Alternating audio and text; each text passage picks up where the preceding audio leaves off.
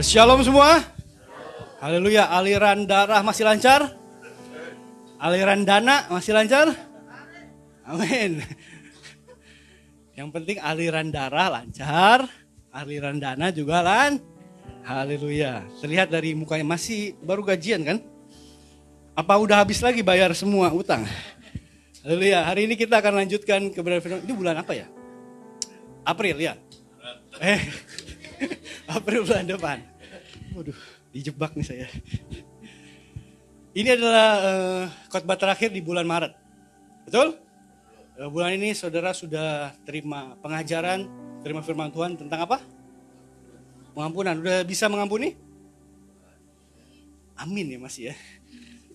Segera ya. Udah sampai semua udah pelajarin ya. Nah hari ini kita akan belajar penutupnya di bulan ini tentang pengampunan. Semua udah benar-benar bisa mengampuni? Sudah ya? Karena kalau kita jadi orang percaya, orang Kristen itu, di bulan lalu kita bilang, yang pertama, yang paling utama, yang dijual kalau misalnya kita orang Kristen, kalau kita jualan, adalah kasih. Yang kedua adalah forgiveness, pengampunan. Kita kabarkan Yesus mati di atas kayu salib untuk apa? Menebus dosa setiap kita. Dan kita diampuni. Dan ini yang paling penting di dalam kehidupan kita. Kita harus mengerti, kita harus paham, dan kita harus benar-benar merenungkan. Kita sudah benar-benar diampuni. Bukan dengan darah biasa, tapi dengan darah yang mulia. Bukan cuma 100%, bahkan berpersen-persen. Saudara diampuni.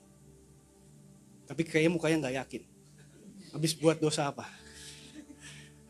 Sebelum saya masuk ke hari ini kita akan belajar dari satu tokoh. Depannya Y ada 5 huruf.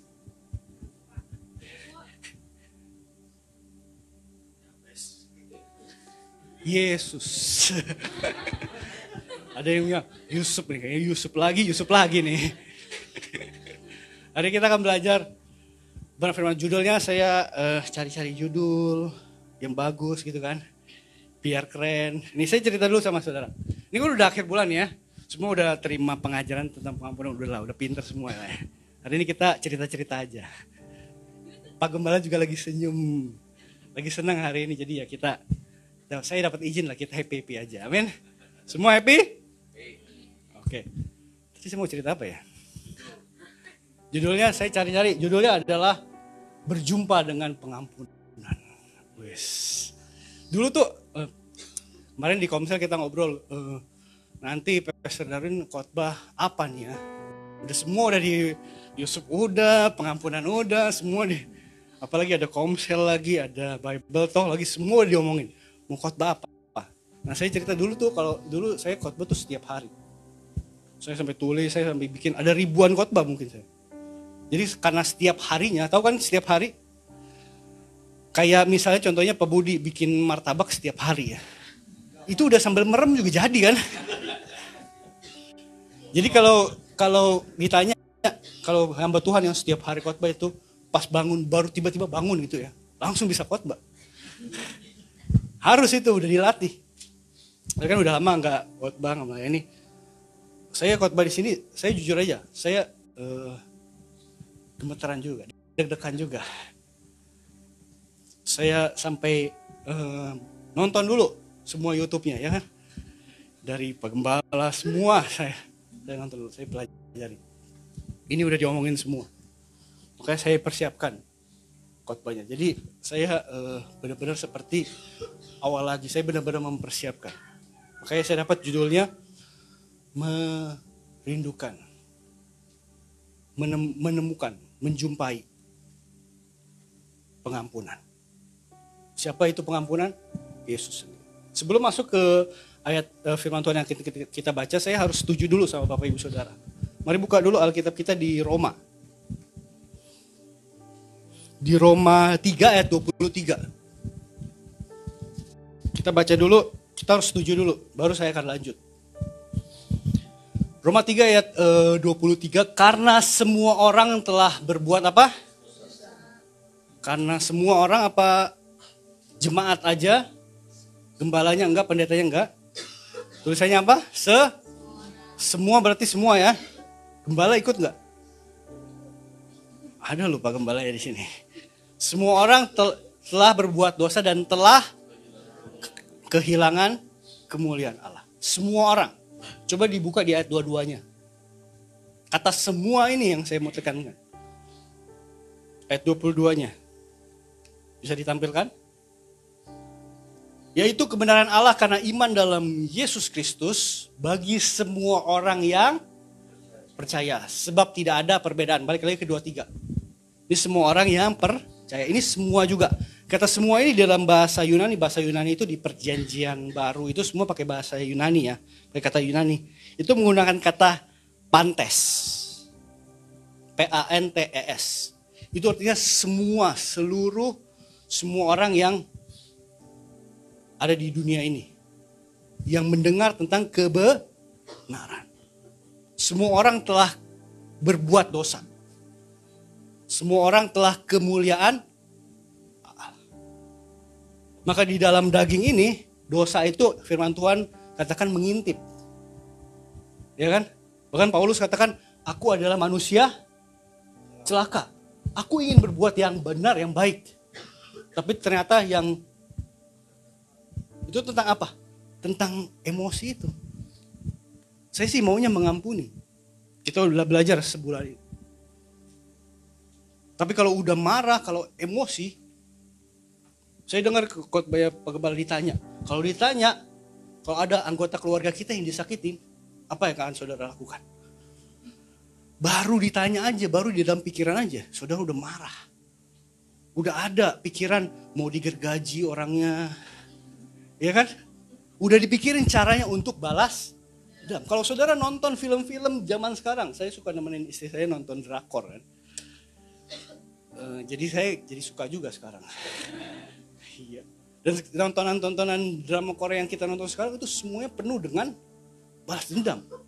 Saudara akan merasa sangat puas, sangat bahagia. Waktu awalnya dia disakitin, dilukain ya, yang ketawa pasti sering nonton tuh. Pas episode ke-16 sudah mau endingnya, apalagi ada drama yang terkenal tuh baru-baru tuh, The Glory, nonton. Oh iya tuh langganan. Saya juga nonton itu. Pas terakhir-terakhirnya semua sudah terbalaskan, rasanya puas banget ya. Enak banget rasanya. Saya mau tanya sih, kita kan di rumah nih, kita jujur aja. Balas dendam enak gak? Enak. Kalau kata orang Surabaya itu enak. Emang kalau orang Jawa Timur tuh semua yang gede-gede itu, kalau yang berlebihan itu pakai uwe ya. Kalau gede itu gude itu berarti gede banget ya. Lebar itu lebar banget ya. Kalau sedep itu suedep itu berarti sedep banget ya. Pokoknya semua pakai uwe gitu ya. Saya lama juga di Jawa Timur makanya saya tahu. Bener ya? Kalau balas dendam itu kayak kalau terbalaskan itu kayak Tapi apakah itu benar-benar terjadi dalam kehidupan kita? Saya dulu waktu kecil saya terjadi flashback. Saya pernah berantem sama adik saya yang cowok. Saya pernah sampai pukul. Waktu saya selesai pukul rasanya memang puas. Tapi beberapa menit kemudian, sakit ya tadi ya. Pernah gak saudara kayak gitu? Makanya kata firman Tuhan, hati-hati, dosa itu mengintip. Maka kita butuh firman Tuhan. Kita butuh berjumpa dengan yang namanya pengampunan. Hari ini kita akan belajar di satu tokoh. Tokoh ini badannya gak tinggi. Cluenya naik ke pohon. Udah tahu kita. Bukan di Lukas 19. Kita akan baca, saya akan bacakan. Judul khotbahnya apa? Berjumpa dengan pengampunan. Lukas 19. Ayat 1 sampai 10. Galak amat ya ininya. Lukas 19. Ayat 1 sampai 10 saya akan bacakan. Judulnya adalah Zakheus. Yesus masuk ke kota Yeriko dan berjalan terus melintasi kota itu. Di situ ada seorang bernama Zakheus, kepala pemungut cukai, dan ia seorang yang kaya. Zakheus, kepala pemungut cukai kaya. Ia berusaha untuk melihat orang apakah Yesus itu. Tetapi ia tidak berhasil karena orang banyak. Sebab badannya pendek. Itu harus digarisbawahi, badannya pendek. Ayat keempat. Saya jadi keinget. Nih, sampai ayat 3 tadi ya. Saya jadi keinget. Ini kan Zakheus ya. Saya keinget ada cerita dulu hamba Tuhan udah agak senior, agak tua. Khotbahnya pagi jam 6. Jam 6 pagi kan kalau khotbah lah. Saudara kalau khotbah jam 7 aja udah. Jangan kan khotbah ibadah aja kan sambil gitu kan. Ini udah tua, ini opung hamba Tuhan ini udah tua. Jadi dia semalam habis nonton bola lagi. Di khotbah hari itu tentang Zakheus. Wah, tapi dia harus semangat karena jemaatnya banyak. Sambil nonton semangat dia khotbah. Yesus masuk ke kota Yeriko dan berjalan melintasi kota itu. Di situ ada seorang bernama Petrus. Dan masih dilanjutin. Kepala pemungut cukai. Terus semua orang bilang, salah. Biasa gitu kan jemaat kan. Paling cepat itu kalau menghakimi pendeta ya kan. Salah itu pendeta salah. Wih ya benar juga. Terus opung ini, salah. Kok Petrus ya? Dalam hatinya. Tapi kan namanya hamba Tuhan tuh udah sering khotbah tuh. Jam terbangnya udah tinggi ya kan. Langsung udah. Kemudian Yesus menghampiri pohon dan berkata, Petrus, turun kau. Itu bukan tempatmu, itu tempatnya Zakheus. Zakheus yang naik. Namanya juga salah ya kan. Tapi namanya hamba Tuhan, jago ngeles ya kan. Iya gak Pastor Rofi? Iya lah. Ayat keempat kita lanjutkan. Mau khotbah apa sih gue sebenarnya? Maka berlarilah ia mendahului orang banyak.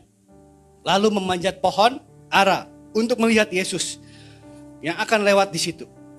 Ketika Yesus sampai ke tempat itu, ia melihat ke atas dan berkata, Zakheus, turunlah sebab hari ini aku harus menumpang di rumahmu. Lalu Zakheus segera turun dan menerima Yesus dengan bahagia, sukacita, dengan shalom. Tetapi semua orang yang melihat hal itu bersungut-sungut. Katanya, ia menumpang di rumah orang berdosa. Tapi Zakheus berdiri dan berkata, ini dia harus ditekankan. Dia berdiri dan berkata kepada Tuhan, Tuhan, setengah dari milikku akan kuberikan kepada orang miskin. Jadi hitung-hitungan, setengah dari punyanya akan diberikan kepada orang. Kalau setengah diberikan berarti sisanya, benar dong? Dan sekiranya ada sesuatu yang kuperas dari seseorang, akan kukembalikan berapa? 4 kali lipat. Kata Yesus kepadanya, hari ini telah terjadi apa? Keselamatan kepada rumah ini. Karena orang ini pun anak Abraham. Sebab anak manusia datang untuk mencari dan menyelamatkan yang hilang. Hari ini saya tertarik belajar tentang Zakheus. Kita belajar sama-sama tentang Zakheus. Dia berjumpa dengan Yesus. Zakheus ini tadi di garis bawahi di ayat-ayat awal, saudara baca, dia adalah kepala pemungut cukai. Saudara tahu apa itu kepala pemungut cukai? Cukai itu pajak. Dan dia kepalanya, dia bosnya. Dia paling tinggi di kota itu. Jadi saudara benar-benar pahami, dan Alkitab juga gak usah tersirat lagi, tersurat, tertulis. Dia itu sangat amat kaya. Jadi saudara harus bayangin, dia itu benar-benar kaya banget. Karena dia kepala pemungut cukai. Saudara harus tahu background sejarahnya. Zaman itu Israel itu dijajah Romawi. Dan Romawi itu menerapkan pajak harus dibayar kepada kaisar, kepada pemerintah. Bahkan Yesus pun gak menentang itu. Yesus pun pernah berkata, apa yang harus diberikan kepada kaisar menjadi miliknya, berikan. Nah, untuk mengerjakan itu semua, kaisar Romawi punya sistem namanya. Makanya semua sistem pemerintahan, sistem politik semua dari sana, dari Romawi. Punya sistem. Mereka gak mau kerjain sendiri. Mereka cari kepalanya dari orang asli di situ. Jadi mereka akan mengumpulkan orang-orang dari orang asli di situ, kemudian memilih orang-orang itu untuk ngambil dari rakyatnya, dari rakyat Israel. Ke pemungut cukai aja itu kaya. Karena berapa yang harus disetorkan kepada kaisar itu udah tetap. Tapi terkadang mereka mengambil lebih banyak. Dan kaisar mintanya tetap, misalnya 10. Kaisar itu pasti mintanya paling 3. Sisanya ada 7. Itu mereka bagi-bagi. Dan yang paling besar yang dapat pasti adalah kepala dong. Iya kan? Makanya di dalam ilmu politik saudara harus tahu itu. Tambah-tambah, kurang-kurang boleh salah. Kali-kali boleh salah. Tapi kalau bagi, jangan sampai salah. Iya kan? Benar gak? Benar gak Pastor Robi? Jangan sampai salah kalau bagi-bagi ya. Gak akan jadi kepala. Dan dia amat sangat kaya. Jadi dia, saudara harus bayangin dia itu badannya gak begitu tinggi. Pasti dia pakai barang yang mahal-mahal semua. Pasti dia ada pengawalnya. Dan saudara harus garis bawahi juga, berarti dia tidak disukai sama rakyat. Karena dia mengambil lebih daripada rakyat. Dia bayar, sisanya dia makan sendiri. Jadi harus punya bayangan orang yang seperti ini. Apalagi saudara hidup di zaman sekarang nih. Saudara pernah ketemu orang-orang yang kayak gini, kaya. Saya sering ketemu orang-orang seperti ini. Yang udah gak mikirin tentang Tuhan itu siapa. Karena Tuhan mereka adalah mamon, uang. Dan saudara harus hati-hati. Saya tadi ngobrol sama Pak Gembala. Lawannya Tuhan apa? Bukan iblis. Iblis itu udah diinjak. Iblis itu kalahkan. Zaman sekarang lawannya Tuhan, ini firman Tuhan yang katakan juga, bukan saya ngarang-ngarang. Uang, mamon. Amin. Gak ada uang kayaknya, gak ada yang amin.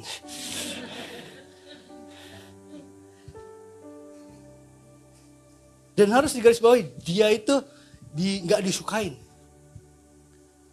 Dan dia udah bertahun-tahun, kalau bisa sampai jadi kepala, yang bekerja pasti tahu. Dia pasti dari bawah dulu. Dia kerja dari bawah dulu. Naik jabatan, gak langsung jadi kepala kan. Naik sedikit, akhirnya jadi kepala. Berarti dia udah lama sekali mengerjakan hal itu. Sampai mungkin saudara pasti pernah ketemu orang-orang yang udah melakukan hal itu, udah sering sampai gak ada rasa lagi. Udah terbiasa melakukan hal yang salah. Hal yang disebut mungkin orang-orang percaya, orang-orang Kristen, orang-orang gereja, dosa. Sudah gak peduli lagi. Lakuin aja terus. Yang memang hidup saya seperti ini. Orang-orang ini yang udah gak mikirin tentang namanya keselamatan. Apalagi yang namanya pengampunan. Dan menarik, di dalam Injil, nama ini dikasih di satu perikop judul sendiri. Zakheus. Waktu saya benar-benar mempelajarinya, kalau saudara lihat peta perjalanannya Tuhan Yesus, nanti Google cari di rumah. Dari kampungnya Yesus di mana? Kapernaum. Dia berjalan, kalau dia mau ujungnya di Israel, Yerusalem, dia tuh tinggal lurus aja. Tapi kalau saudara lihat dia belok ke Yeriko, itu muter jauh. Halo? Muternya jauh. Jadi saudara harus tahu, Yesus memang sengaja harus ke Yeriko. Yesus harus berjumpa dengan orang yang namanya Zakheus.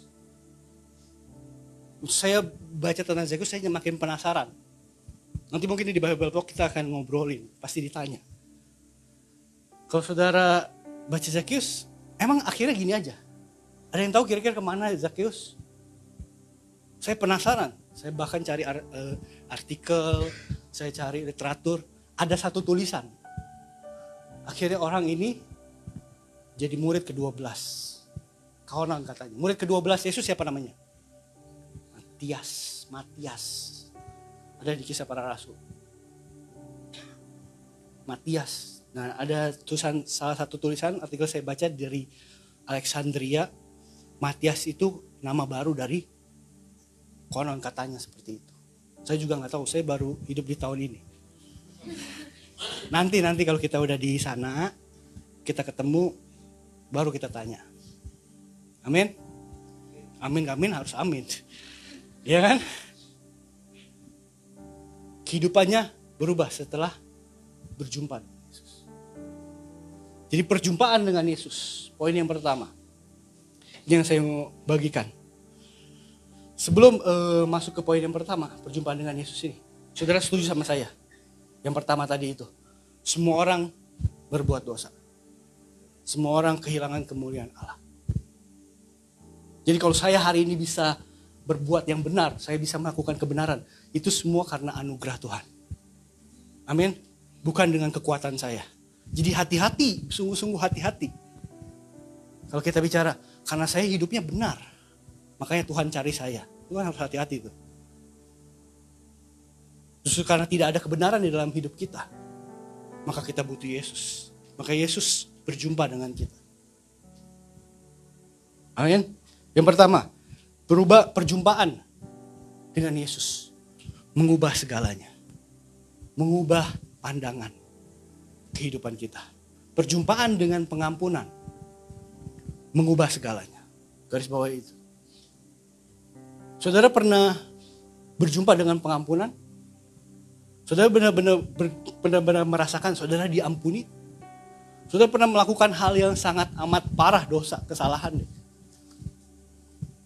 Belum ya? Nggak ada di sini. Hebat. Nggak ada yang ngaku kali.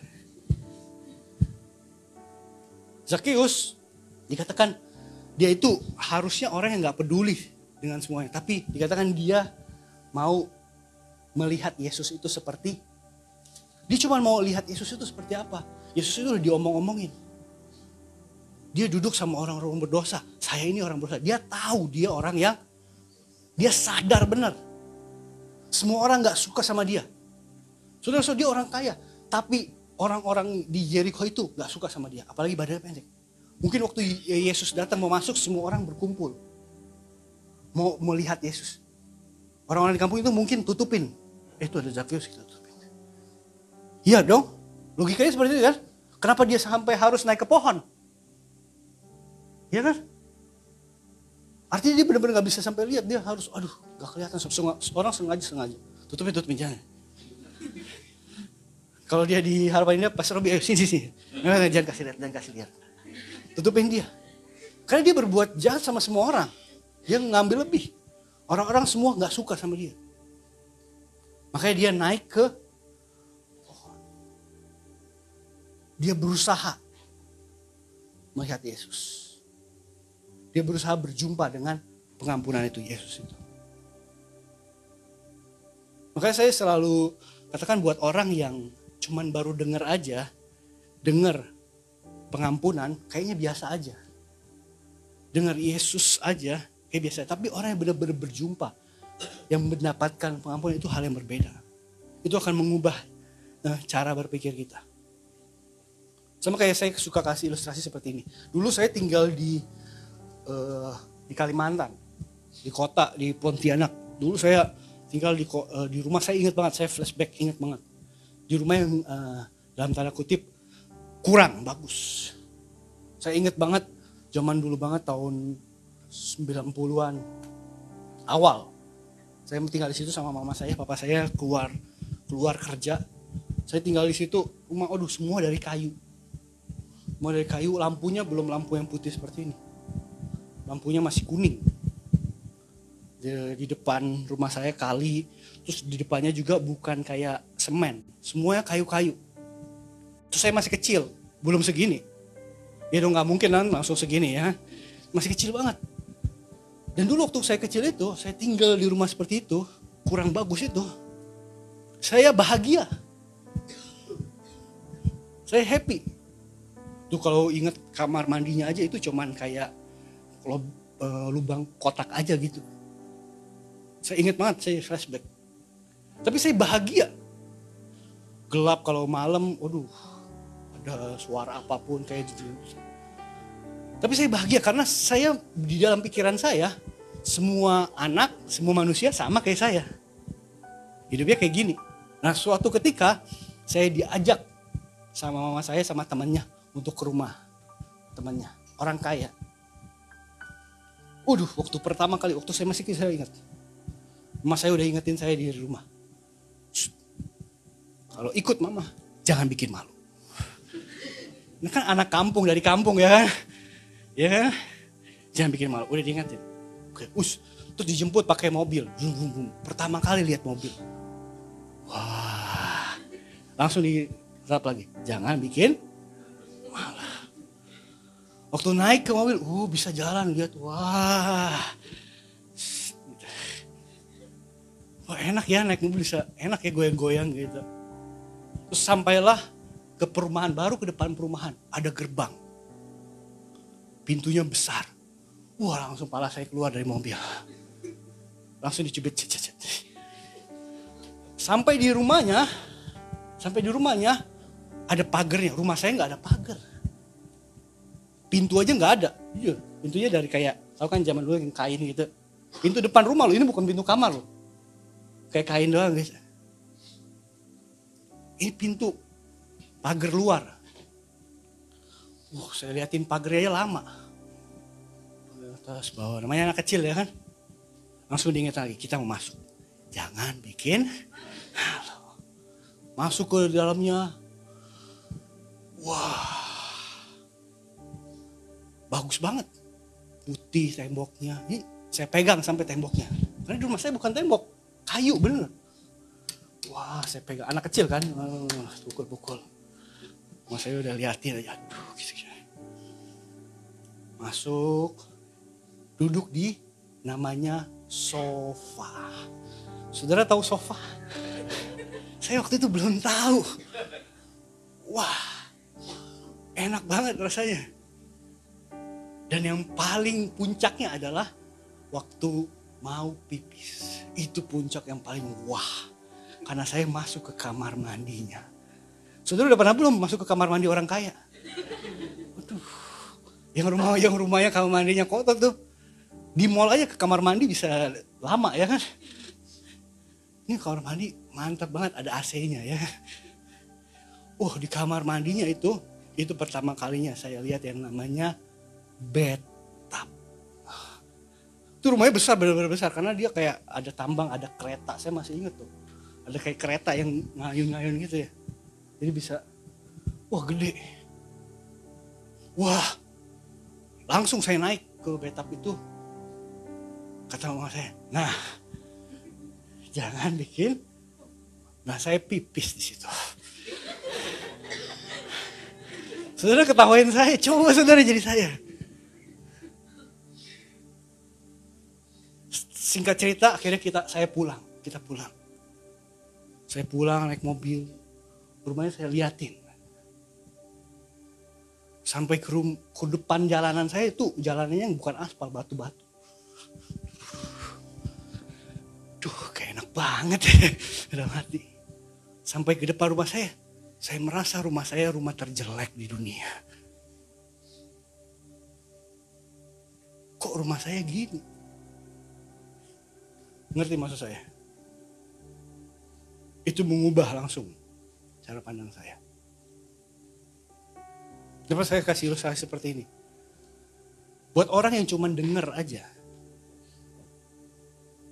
belum merasakan, bahkan belum berjumpa dengan pribadi ini, pengampunan ini, itu kayaknya akan biasa aja. Tapi kalau kita benar-benar merasakan, menjalani, dan menerima pengampunan itu, bahkan sampai kalau saudara bisa luar biasa, bisa mengampuni. Perjumpaan dengan Yesus itu bukan perjumpaan biasa. Zakheus yang tadinya gak pikirin tentang apa itu keselamatan. Dia cuma mau lihat, dia cuma penasaran. Siapa sih Yesus? Katanya dia duduk sama orang-orang berdosa. Katanya dia menerima orang-orang berdosa. Tapi Yesus mau berjumpa dengan Hari ini, kalau saudara yang belum benar-benar mengalami pengampunan di dalam hatinya. Ini yang paling penting dulu, ini dasar dulu. Kita harus tahu kita diampuni lebih, baru kita bisa mengampuni. Kita diampuni lebih dari apapun. Dosa saya itu berat banget, tapi saya diampuni. Maka orang yang bersalah kepada saya, Pastor Marcel udah ngomong kan, dasarnya bukan kita mengampuni orang lain, tapi dasarnya kita diampuni dulu. Kita harus tahu betapa liarnya dosa di dalam pikiran kita. Tadi kan saya udah bilang, waktu kita dengar kalau ada orang yang mau nyakitin keluarga kita aja, ini langsung firman Tuhan katakan kalau kita berdosa di dalam pikiran, itu udah kita mau benci sama saudara kita, itu sudah membunuh. Karena apa yang di dalam pikiran sini bisa ditumpahkan di dalam apa yang dilakukan. Saudara pikir bisa jadi pesawat terbang karena apa? Karena orang ngayal dulu, manusia bisa terbang. Maka inilah manusia, makanya itulah jahatnya dosa. Dia mengintip setiap saat. Maka ini juga menjawab setiap kita. Kenapa kita butuh puasa? Supaya yang mengintip setiap saat ini kita bisa matikan. Daging ini kita bisa matikan. Roh kita yang dikuatkan. Sekali lagi, awal-awal mungkin kita seperti Zakius. Kita cuma mau, semua orang ke gereja. Kan gue KTP-nya Kristen. Gue mau ke gereja. Yang penting ke gereja aja duduk. Cuman duduk doang denger orang pakai kacamata. Ngoceh apa juga gue udah ngomong aja. Paling bentar lagi 5 menit lagi selesai ya kan. Saya udah berapa lama ya di sini? Ini baru belum poin 1 lagi. Tapi kan ini rumah sendiri jadi bebas ya. Boleh gak? Boleh gak Pak Gembala? Pak Gembala diem aja lagi. Nggak, saya tahu. Saya kalau khotbah jadi tamu, saya tahu saya ada waktunya. 15 menit saya bisa. Tapi karena ini di rumah sendiri ya saya ngomong sesuka saya lah. Namanya juga di rumah sendiri ya kan? Boleh kan? Boleh kan Pak? Papa kita ini. Buat kita semua yang belum pernah merasakan benar-benar ya saya mengajak. Yesus mau, Yesus yang sengaja untuk menyumpahi. Dan ini yang paling penting dasarnya. Saya tadi baru baca. Kita harus menghilangkan dulu di dalam hati ini yang namanya bahasa Inggrisnya itu condemnation. Penghakiman. Kadang-kadang kalau kita hidup di dalam bergereja ya, saudara yang mungkin udah lama bergereja, mungkin udah pindah sana, putar sini. Pribadi-pribadi yang paling menghakimi kita itu bukan orang di luar sana. Tapi orang-orang yang duduk bareng-bareng nih sini nih. Tapi yang lebih parah lagi yang harus saudara sadari yang di dalam hati ini. Karena banyak orang yang dihakimi di dalam hatinya oleh dirinya sendiri yang tidak bisa lepas. Hari ini ada kabar baik. Mungkin orang ini di dalam hati ini saya sama saudara kayak Zakius. Berusaha sendiri naik pohon.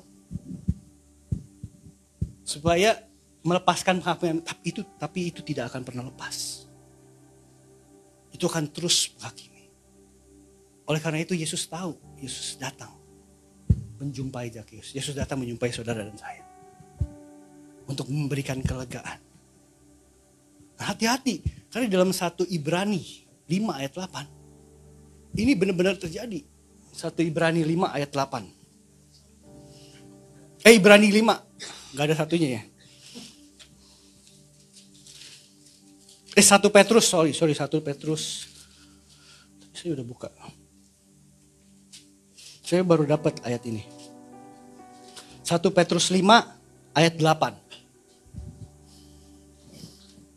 Saya bacakan. Seperti ini. Sadarlah dan berjaga-jagalah. Lawanmu berkeliling sama seperti singa yang mengaum-ngaum dan mencari orang yang dapat ditelannya. Saya mau kasih tahu, waktu Yesus di atas kayu salib, di atas bukit Golgota, salibnya tertancap. Iblis itu sudah dikalahkan. Ada amin? Kepalanya udah diremukan. Kuasanya udah dilucuti. Sekarang saudara dan saya punya kuasa kalau percaya Yesus. Amin. Tapi di dalam ayat firman Tuhan kita baca di Petrus ini diingatkan pada kita. Iblis itu seperti singa yang mengaum-ngaum. Saudara pernah nonton itu enggak? Discovery Channel enggak? Sering? Pernah enggak? Ada lihat ya, sekarang ada YouTube juga. Saudara lihat kalau di hutan, kalau singa mau menerkam mangsanya, mau menelan mangsanya, apakah dia mengaum-ngaum? Halo? Dia pasti akan ya kan? Ada nggak dia? Wow. Kabur dong. Karena dia sudah nggak ada sengatnya lagi. Kayak dia mau. Kayak setiap hari di dalam telingamu ada penghakiman. Di dalam hatimu ada yang menghakimi. Kau tidak layak. Kau nggak pantas. Mana bisa kamu pelayanan? Ngerti maksud saya? Hanya saudara harus dengar kabar baik. Yesus datang. Suruh engkau turun. Aku harus ke rumahmu. Aku harus bahasa di dalam Alkitabnya. Dan saudara harus tahu. Waktu Yesus masuk ke rumah Zakheus.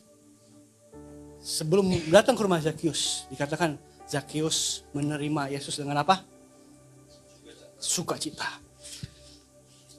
Duit jatuh lagi.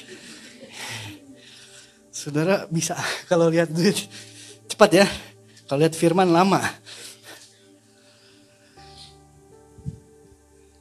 Lalu Zakheus segera turun dan menerima Yesus dengan sukacita. Berjumpaan dengan pengampunan akan memberi kita sukacita. Kalau saudara belum sampai ke dalam titik yang namanya sukacita, saudara belum mengerti yang namanya pengampunan. Saudara masih ada yang namanya condemnation. Nah, hari itu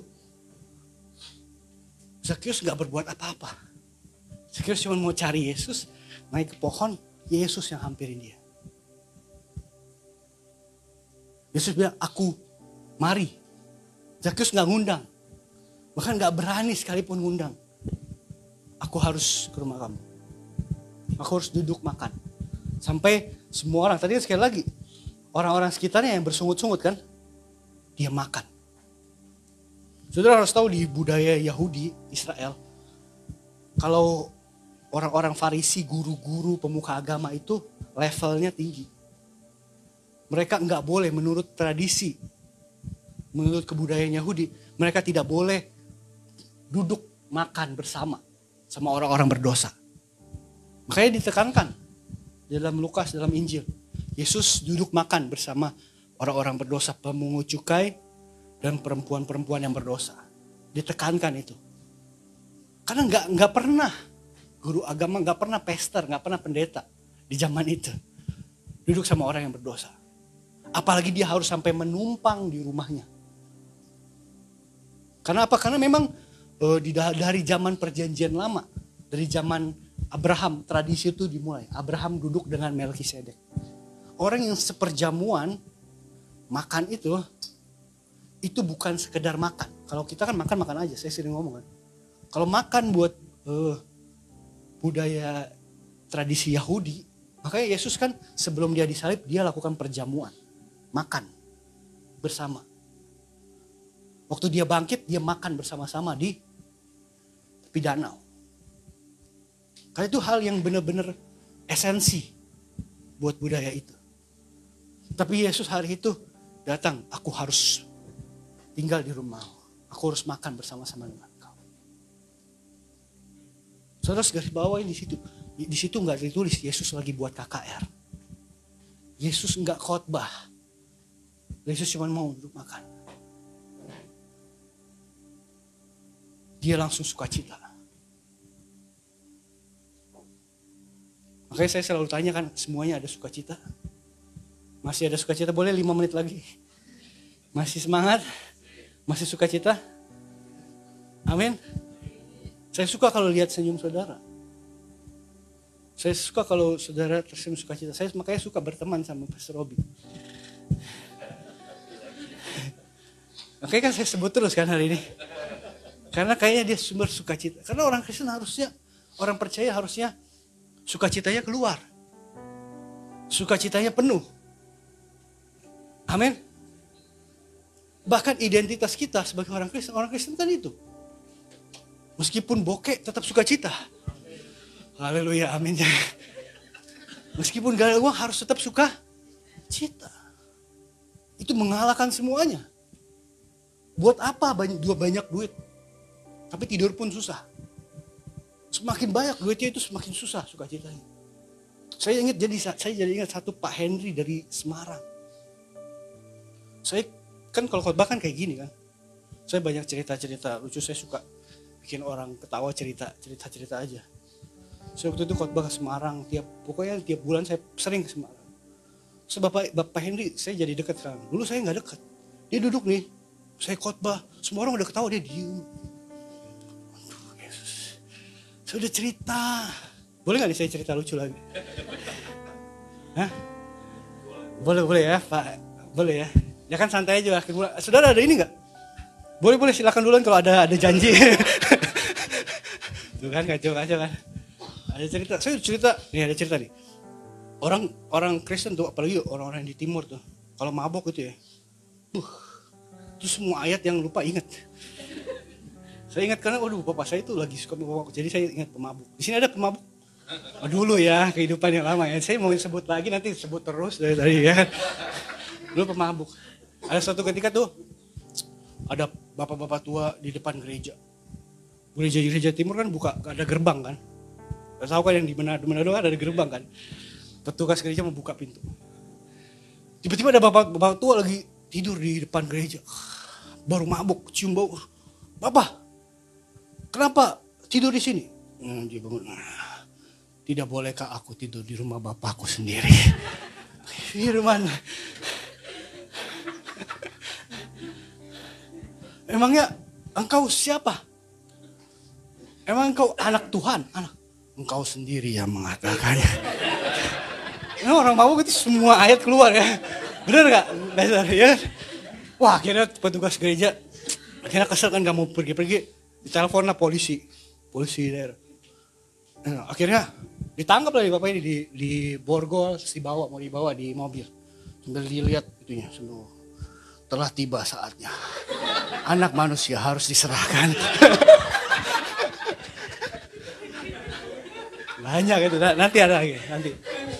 Sekali aja kata Pak Gembala satu aja.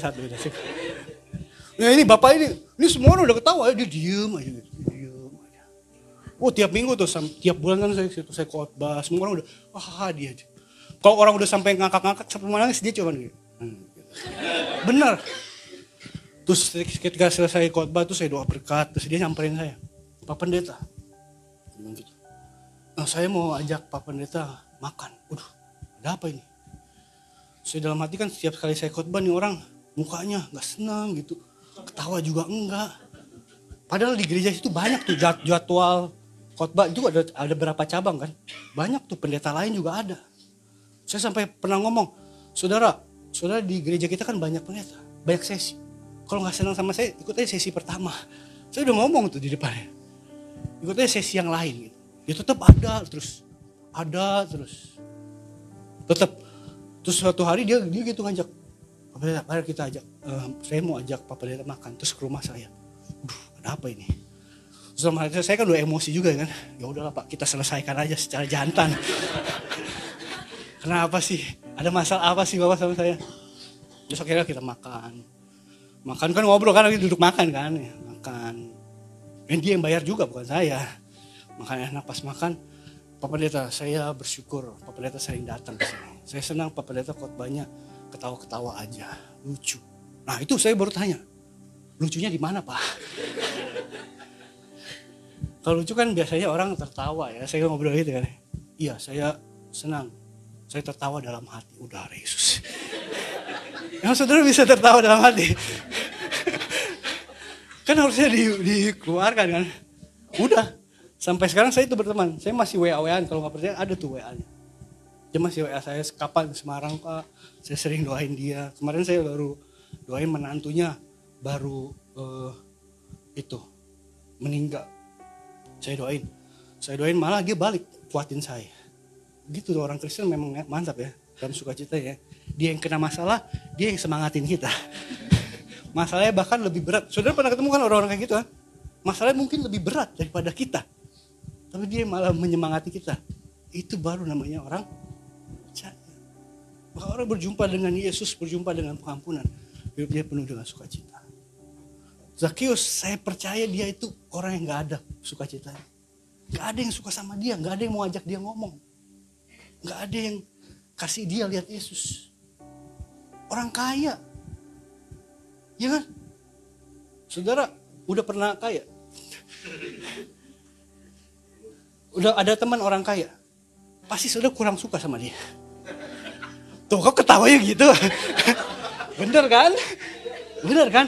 Apalagi Zakius, dia kayaknya dari ngambil dari orang lain.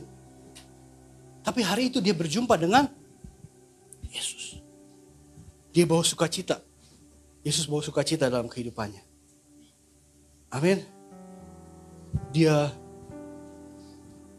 berubah. Dan sekali lagi saya tekankan, Yesus nggak buat KKR di situ, Yesus nggak khotbah di situ. Yesus cuma duduk. Makanya saya mau ajak setiap kita benar-benar kenal pribadi Yesus.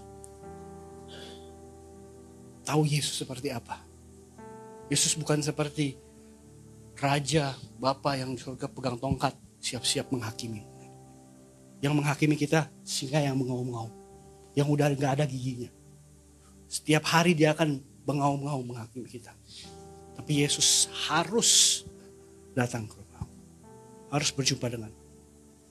Kalau kenyataannya saudara duduk di tempat ini hari ini, adalah kebenarannya Yesus ingin saudara benar-benar menerima kelegaan pengampunan. Supaya saudara benar-benar merdeka. Tidak ada yang bisa menghakimi. Bahkan ini kebenaran firman Tuhan. Malaikat-malaikat pun tidak ada yang boleh menghakimimu. Karena iblis adalah accuser. Sekarang di atas tahta itu Allah Bapa, di samping kanan, sebelah kanannya ada Yesus. Dia itu pembelamu. Waktu engkau merasa engkau berdosa, Yesus tunjukkan, ini lubang paku. Ini lambungku yang tertusuk untuk menebus kehidupan mereka. Pembela kita hancur habis-habisan di atas kayu salib. Pembela kita mau duduk sama-sama sama kita. Memberikan kemerdekaan, memberikan kelegaan buat kita. Dan ini yang bisa mengubahkan kehidupan kita. Perjumpaan dengan pengampunan mengubahkan benar-benar dia jadi gak ingat dirinya sendiri lagi. Apa yang Zakius lakukan? Dia berdiri. Saya gak tahu apa yang dirasakan hari itu. Makanya saya sering bilang, buat orang yang cuma dengar, kayak biasa aja. Tapi dia merasakan hari itu, dia langsung berdiri. Gak kayak ngomong apa. Mungkin dia ngomong, stop, jangan ngomong dulu Yesus. Mungkin tangannya ke stop. Semua yang saya peras sebelumnya, semua orang-orang yang membutuhkan, semua orang-orang miskin, setengah dari harta saya kasih. Dan saya mau tekankan sekali lagi, kita kalau tulis dia kaya, itu dia benar-benar kaya. Duitnya banyak. Berbanding terbalik. Saudara harus tahu ini, prinsip kedagingan ini dalam dunia ini. Kalau saudara semakin punya banyak, itu semakin susah saudara memberi. Terus garis bawah itu.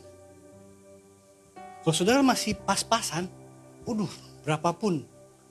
Saya jujur aja, ini kan kita di rumah, saya jujur. Dulu zaman saya masih pelayanan, saya masih bokeh. Bokeh itu kan bahasa Ibrani ya. Artinya apa?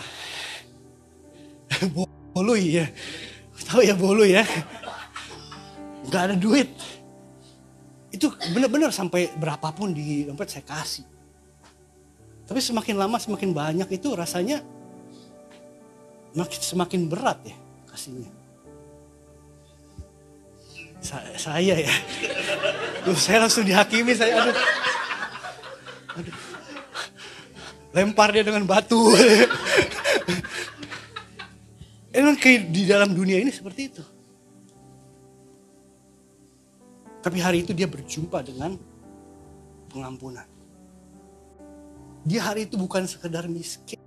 Kalau hitung itu saudara kan tahu, jago kan hitung-hitungan zaman sekarang kan. Setengahnya dikasih orang miskin, tinggal berapa? Orang yang pernah dia peras diganti berapa? Halo? Dia bukan cuma sekedar miskin sekarang. Waktu baca ini saudara harus benar-benar memahami. Hari itu dia lepaskan semuanya. Ada nggak sekarang nih? Ada nggak orang yang seperti itu sekarang? Di dana retret gathering masih kurang ya. Nah ini poin terakhir, ini paling penting nih.